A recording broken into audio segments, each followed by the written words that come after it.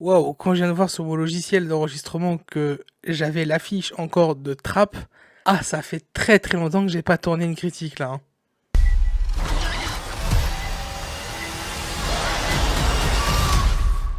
Le bonsoir à toutes et à toutes, on se retrouve aujourd'hui pour une nouvelle critique, enfin, ça fait tellement longtemps, vous en avez eu, mais bon, on va pas parler de la dernière vidéo, hein, voilà. Ça faisait 2 mois que le film était sorti, donc évidemment que je m'attendais à un flop, mais alors là c'est le flop le plus monumental de la chaîne. Bref, les dernières vidéos ont bien marché avant, donc c'est pas grave, c'est normal qu'il y ait des hauts et des bas, c'est logique. Bref, on passe. Et quel plaisir de se retrouver aujourd'hui, enfin, pour une nouvelle critique. Ça faisait longtemps que je n'étais pas le ciné, ça doit faire au moins 2 semaines, presque 3 limite. Un plaisir d'être de retour en salle, et on y va du coup pour voir Alien Romulus. Sorti du coup il y a 2 semaines au moment où j'enregistre cette vidéo, le 14 août, j'y suis allé le 30. Évidemment j'étais en vacances donc j'ai pas pu aller le voir, j'ai profité de ma famille, de mes proches, etc. etc.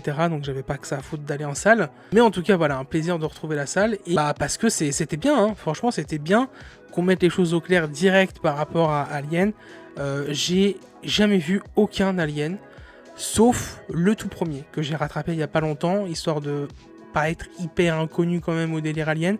Donc le premier Alien, qui est très vieux, hein, années 70, j'ai adoré. J'ai adoré, c'était très bien. Bon, il y a 2-3 trucs qui ont un peu vieilli, mais dans l'ensemble, voilà, quand tu es au courant un peu de tout ce qui se passe sur le tournage et du coup comment ça a un impact sur le film, ouais, non, franchement, c'est assez sympa. Je me suis un peu renseigné et tout, et il mérite son statut de film culte, évidemment. Je suis en train de me refaire un peu là les vieux films cultes que j'ai pas vus, genre j'avais pas vu Fight Club, voilà, et des trucs comme ça que je me refais, des très gros classiques que j'ai pas vus, je me les refais petit à petit, et ça fait un bien fou en vrai, quand tu t'intéresses au cinéma, de revoir des trucs comme ça que t'as pas vu. Bref, c'est pas le sujet, et encore, même 2 semaines après, il y avait quand même un peu de monde dans la salle pour un vendredi. C'était encore dans une des salles principales, donc c'est intéressant. Pourtant, on a encore Deadpool qui est à l'affiche, hein, quand même. Deadpool qui marche énormément, hein, les amis, hein. On est à 1,2 milliard là au box-office pour Deadpool et Wolverine, c'est un truc de fou, hein. Moi, perso, je suis allé le voir 2 fois, du coup, j'écoute encore la BO un mois après, hein.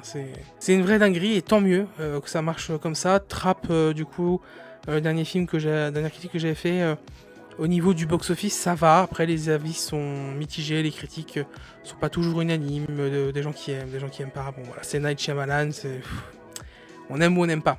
Mais voilà, là, on va parler du coup d'Alien, et cet Alien Romulus, qui est du coup réalisé par Fede Alvarez, que je connais de nom, et qui a fait donc du coup Evil Dead, donc je suppose que c'est... ah d'accord, c'est le Evil Dead de 2013, donc celui-là je l'ai pas vu, j'ai vu le dernier qui était assez cool. Don't Breathe, que j'ai pas vu non plus, j'ai vraiment très très très envie de voir ce film, il faudra que je le vois. Et c'est tout. Enfin c'est déjà pas mal, mais... Millennium, ok, ça je connais pas. Bon, il a quand même fait 2-3 trucs sympas, mais voilà, surtout ce qui est intéressant aussi là-dedans, c'est que c'est produit par Ridley Scott, réalisateur du premier opus évidemment, et on y retrouve un casting assez frais, qu'on connaît pas trop. Donc l'actrice principale c'est Kaylee Spinney, je pense que c'est comme ça que ça se dit, bref. J'en ai entendu parler, cette actrice, en mode oui... les gens auraient voulu que ce soit elle qui joue Ellie dans The Last of Us, dans la série. Bah, c'est sûr que oui, il y a vraiment un air au niveau du physique, mais bon, c'est un autre débat. C'est un débat auquel je serais fier de parler avec vous, mais plus sur Twitch, je pense qu'on puisse vraiment échanger. Sur YouTube, ça va être un peu compliqué. Mais voilà, on parlera plus des personnages plutôt que des acteurs. Le box-office, les amis, d'Alien Romulus, ça marche assez bien. On est sur un budget de 80 millions, je crois que j'ai vu, ouais, c'est ça. Et on est déjà sur 2 semaines, du coup, sur un retour à 230 millions. Donc le film va être rentable. C'est ok, donc du coup on aura du Alien qui continuera par la suite, je pense. Il y en a eu plein d'Aliens, donc malheureusement, comme je vous ai dit, moi j'ai vu aucun des autres Aliens. Vous pouvez aller voir cet Alien sans avoir vu d'Alien, évidemment. On est un peu sur pas un remake, mais la même avancée qu'on a sur le 1. C'est une nouvelle équipe plus jeune, c'est pas des gens hyper expérimentés qu'on a dans le premier. Là c'est des gens qui ne connaissent pas, c'est une plus grande fougue, tout ça, voilà. Il y a quand même beaucoup de similitudes au 1, j'ai vu évidemment toutes les références qu'il y avait au 1 et tout. Il y a aussi d'autres références aux autres films que j'ai pas vu, et ça je l'ai compris.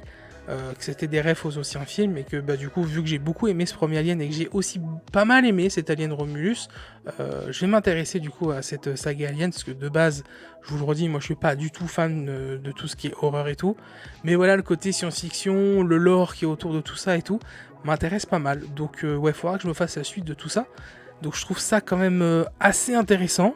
Et c'est bien développé dans le film, et on va y aller, on va enfin parler du film, hein. Mais en gros, pour l'intrigue, voilà, on est sur des jeunes ouvriers sur une planète un peu éloignée, où du coup, malheureusement, une planète ouvrière, où il n'y a pas de soleil, qui du coup veulent, entre guillemets, s'échapper et vivre sur une meilleure planète. Ils sont obligés du coup de retourner sur une base abandonnée pour récupérer du matériel, et sur cette base abandonnée, ils vont malheureusement rencontrer de l'alien. Et vont devoir évidemment y survivre et s'échapper. Grosso modo, c'est ça. Tu tiens vraiment à passer le reste de ta vie ici? Tu sais bien que non.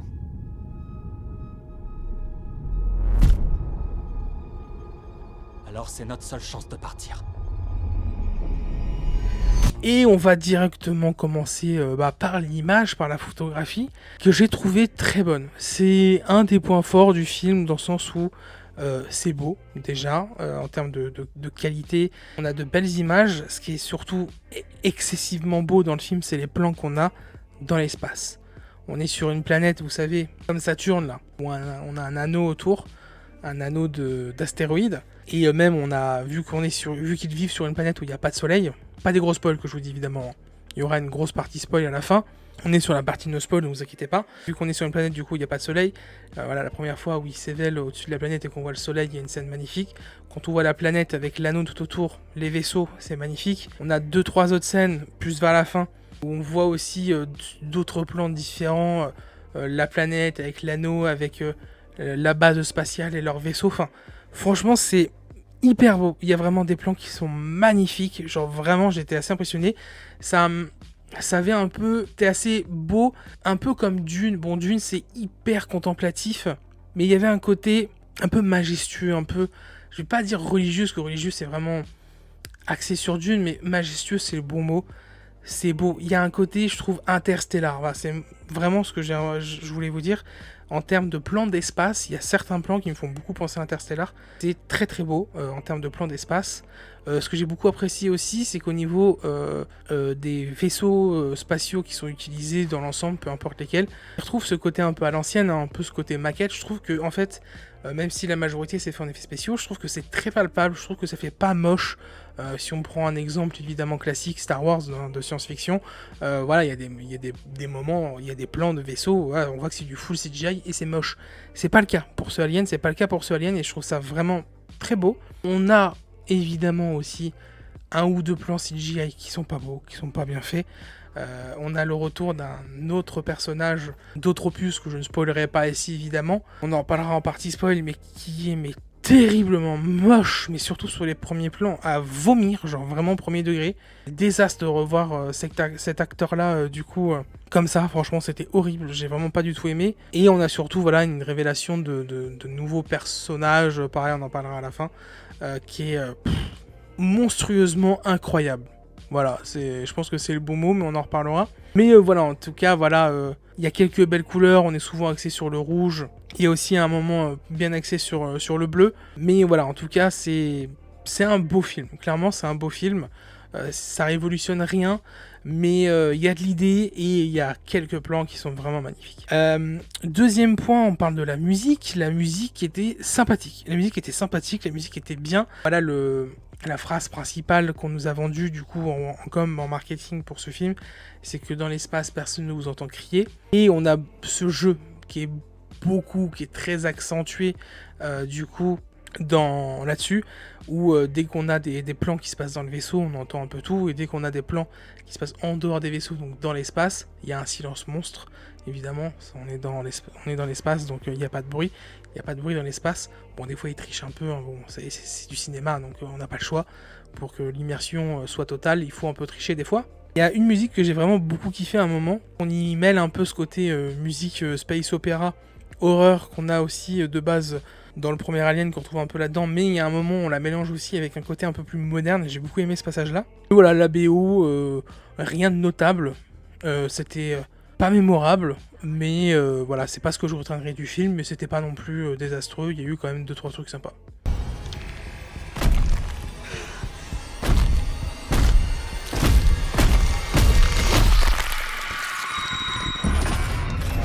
J'ai envie de parler maintenant de la réal et de la mise en scène, avant de parler du scénario et du casting.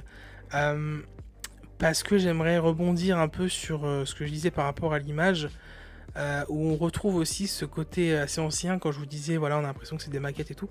Même l'introduction au niveau de la police des écritures, de présentation du casting, de la production, des acteurs, blablabla, vous connaissez. On reprend une type de police assez ancienne, assez vieille, et le fait de surtout parler de la direction artistique aussi là-dedans, où on nous ancre quand même bien dans ce côté rétro-futuriste, entre guillemets, parce que voilà, c'est de la science-fiction, donc il y a forcément un côté futuriste, mais on garde la base de ce qu'il y avait dans les premiers Aliens, enfin dans le premier Alien, parce que j'ai pas vu les autres, où voilà, c'est les années 70, c'est comme le premier Star Wars, c'est des équipements de l'époque qui sont censés être futuristes. Quand on regarde des films de science-fiction d'aujourd'hui, c'est plus du tout la même chose, comme on traite tout ça.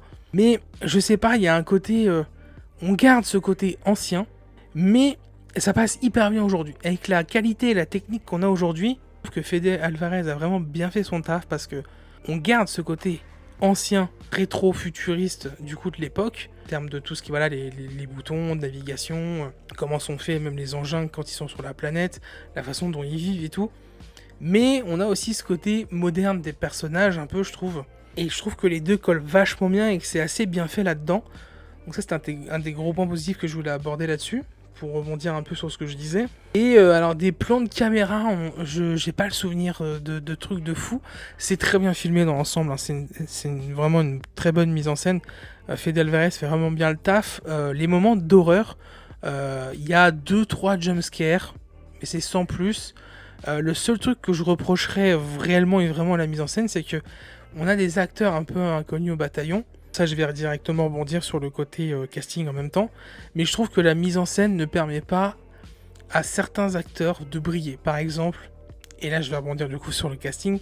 Donc la mise en scène, ok, mais voilà, il y a quelques mouvements de caméra cool et tout. Il y a 2-3 trucs sympas, mais il y a des fois, c'est pas toujours ça. Surtout la scène finale, on y reviendra en partie spoil.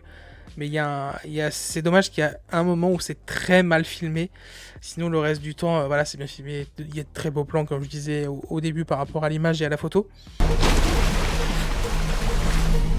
Il y a un truc dans l'eau! Comment ça, un truc dans l'eau? Je sais pas, il y a un truc dans l'eau, putain!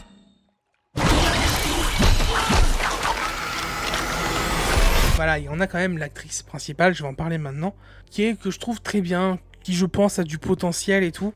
J'ai beaucoup apprécié ce premier rôle féminin, mais voilà, c'est un truc que je remarque souvent dans les films qu'on a en ce moment, c'est que je trouve que les metteurs en scène, aujourd'hui, n'arrivent pas bien à mettre en avant leurs acteurs, en fait. Donc du coup, après voilà, je m'y connais pas énormément à 100%, je sais pas si c'est vraiment au réal de gérer ça à 100%, ou si c'est aussi...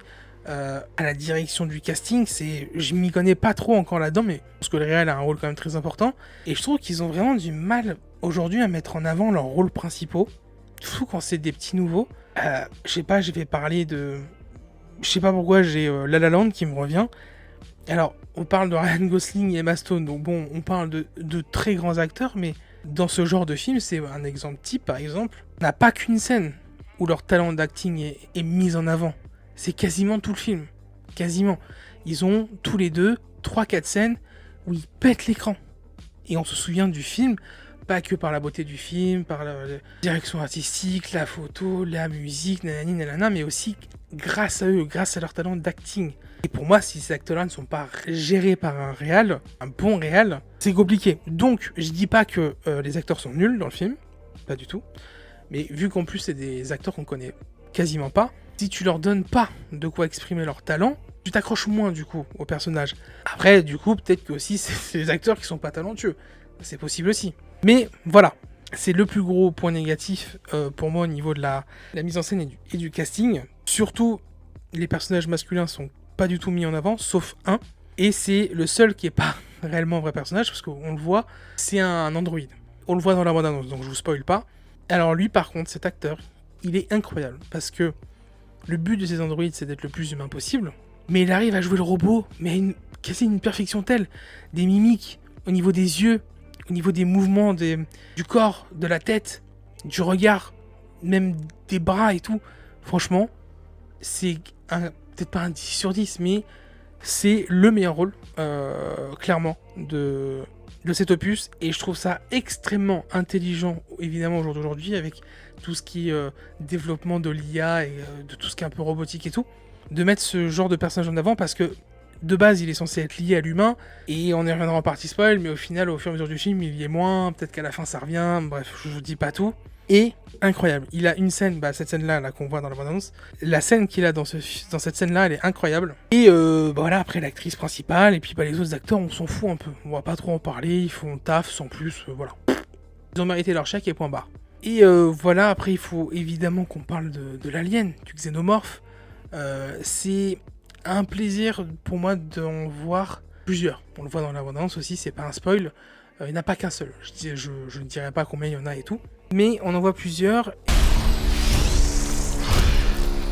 Cette saloperie nous traque. Ouvre la porte, vite! Courez. Du coup, on peut accéder à cette dernière partie qui est le scénario. Tout ce que j'ai beaucoup aimé, c'est que le lore est développé. Encore, moi j'y connais rien, je suis désolé. Mais voilà, le lore est développé. On a aussi des raccords par rapport au premier film. Je comprends et je vois qu'il y a plein de raccords aussi aux autres films que je n'ai pas vu et qu'il faut que je rattrape absolument.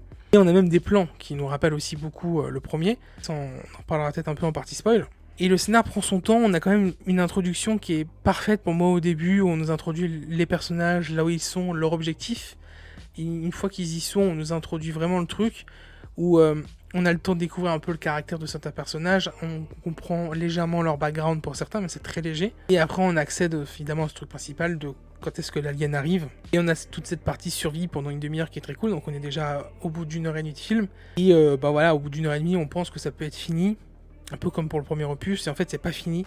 Il y a quelque chose d'autre qui arrive sur la fin, et là ce quelque chose d'autre qui arrive sur la fin, et j'ai très hâte d'en parler en partie spoiler avec vous, est incroyable. Au bout d'1h30 de film, j'étais ok, c'est bien, mais juste c'est bien. Et la dernière partie de film, le dernier quart d'heure, la dernière 20 minutes là, parce que le film dure 2 heures, enfin il dure 1h59, bon sans générique il dure 1h50, donc pendant 1h30 bien, et les 20 dernières minutes, j'ai adoré. L'idée qu'ils ont eue, personnellement je sais pas si ça va plaire aux fans hardcore et tout de Alien, moi j'ai surkiffé. Il y a une scène qui est hyper choquante, parce que oui, je l'ai oublié de le préciser, mais on est quand même sur un Alien et un film d'horreur qui est déconseillé au moins de 12 ans en France, enfin d'horreur, action-horreur on va dire entre guillemets.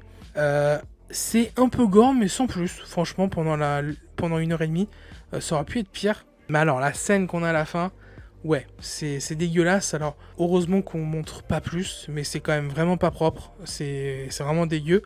Moi ça m'a gentiment choqué, voilà, vu que je regarde pas trop ce genre de truc devant le film, voilà, j'ai eu cette petite réaction de ah putain c'est dégueu, ah c'est crade, tu vois, voilà, pas choqué non plus, mais j'ai eu la réaction, et c'est ce que je veux, c'est de la réaction. J'ai eu des trucs 20 000 fois pire, mais j'ai eu cette réaction et ça fait plaisir. Là on a droit à ce personnage, je ne spoilerai pas, excellent, moi ça m'a remis droit sur mon siège et j'étais ah ouais, là c'est hyper intéressant ce qu'on nous propose, je trouve ça vraiment hyper bien et je pense que c'est un peu un pris parti, c'est soit vraiment tu kiffes, soit tu kiffes pas du tout.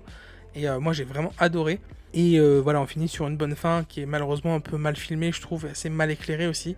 Et puis voilà. Voilà, je pense que j'ai fait le tour pour cette partie no spoil. On va revenir un peu sur la partie spoil rapidement sur 2-3 trucs. Et on va s'arrêter là. Pour ceux qui nous quittent, évidemment, je vous demande de liker, commenter, partagez la vidéo, s'il vous plaît les amis.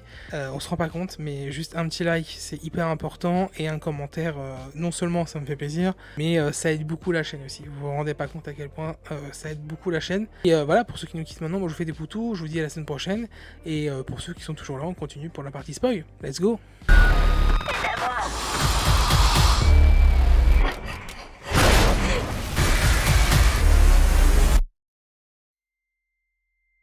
Alors la partie spoil, du coup il y a plein de trucs que j'ai dit ouais, il faudrait qu'on en parle en partie spoil, j'ai un peu oublié. J'ai retenu surtout 2 trucs. Alors le retour du personnage Android qu'on a dans le premier opus, je sais plus son nom, je suis désolé, hein, je suis vraiment encore à l'ouest dans cette saga Alien, hein, je commence doucement. Alors dans ces 2 trucs importants au niveau partie spoil, il faut surtout que je revienne sur ce personnage qui revient, le personnage de Ian Holm, donc Ian Holm qui était... pour peut-être un peu plus vous aider, qui était l'acteur du coup de Bilbon dans Le Seigneur des Anneaux. la première trilogie en tout cas. Et voilà, déjà j'étais étonné quand j'avais vu le premier Alien de voir Ian Holm, je l'ai reconnu tout de suite, même si c'était 30 ans avant. Et l'acteur est mort en 2020, je sais pas si vous le saviez, mais l'acteur est mort en 2020. Le fait de le revoir du coup là, alors que l'acteur est mort, bah je trouve ça horrible déjà de réutiliser des acteurs morts, moi je suis pas du tout d'accord pour ce genre de truc. Et du coup il le refait en full CGI, comme son ancien personnage d'Android qui a été ruiné entre guillemets. Et j'ai l'impression, peut-être que je me trompe, hein, vous me direz dans les commentaires, parce que moi je suis pas du tout, j'ai pas du tout suivi du coup, que si on le retrouve ici à ce moment-là, c'est peut-être pas que par rapport à la suite du 1, peut-être qu'on le revoit plus tard, enfin bref, j'en sais rien, j'ai pas trop compris. Mais voilà, c'était horrible de le revoir, parce que déjà de 1, il est très mal fait. Et je vous ai dit, le film est très palpable, que ce soit les décors, les costumes, tout. La plupart du film est très palpable et très beau, et de voir ce truc en full CGI, c'est dégueulasse. C'est horrible, franchement c'est pas beau. Ça va un peu mieux vers la fin du film. Et voilà, en plus il a un rôle tellement important, on le voit trop, puis le fait que voilà, Ian Holm soit décédé et de réutiliser son personnage, moi je trouve ça très très nul. Bah sinon oui, il faut très vite parler de la fin. Hein. La fin de cette scène horrible, du coup de cette fille qui est enceinte et qui s'injecte du coup du produit du xénomorphe en elle, et que du coup bah, son enfant finit par avoir une naissance plus rapide, forcée, et qui sort du coup du personnage. C'est horrible, cette scène elle est vraiment crade, et qui sort du coup qui sort en elle, elle le dit, un cocon du coup qui sort d'elle, et dans ce cocon on a un bébé.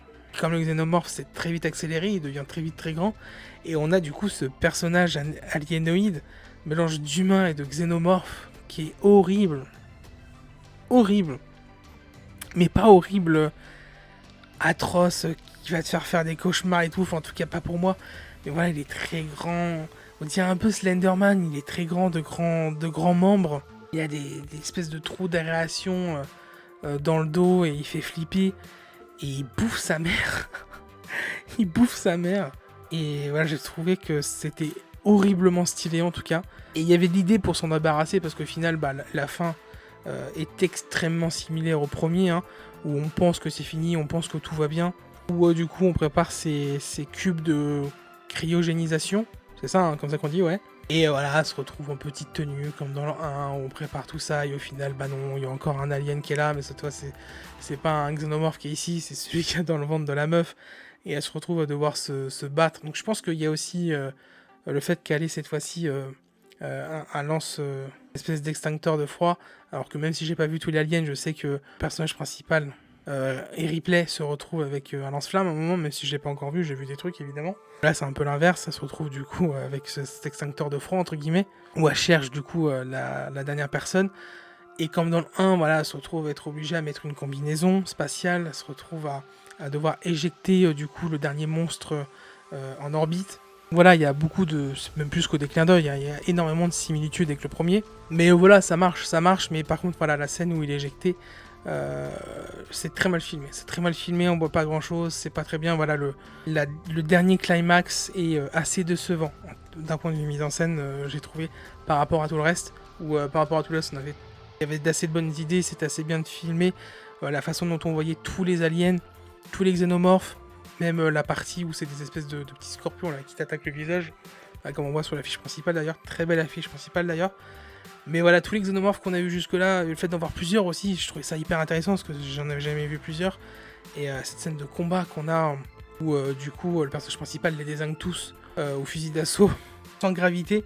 Cette scène, voilà, elle est hyper stylée, parce que déjà il y a le côté gravité, où tu es obligé de dézinguer de l'alien sans gravité, mais en plus voilà, la scène est assez stylée quand même, faut le dire. Donc voilà, c'était quand même une scène assez sympathique.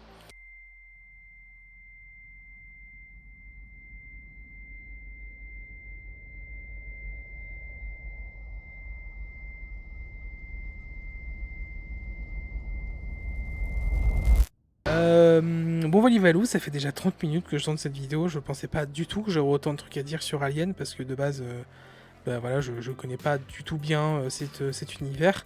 Donc voilà, c'est Alien Romulus, c'était un bon opus. Si vous l'avez pas vu, bah, évidemment je vous conseillerais d'aller le voir.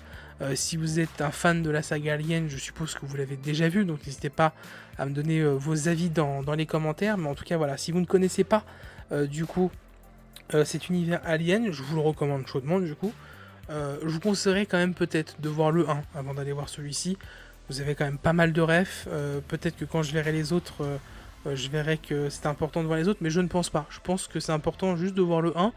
Vous pouvez aussi ne rien voir et aller le découvrir, et du coup quand vous verrez le 1, vous comprendrez des trucs. Et quand il y aura la suite, et quand vous verrez la suite comme moi, peut-être qu'on comprendra encore plus de trucs. Mais voilà. Je vais m'arrêter là.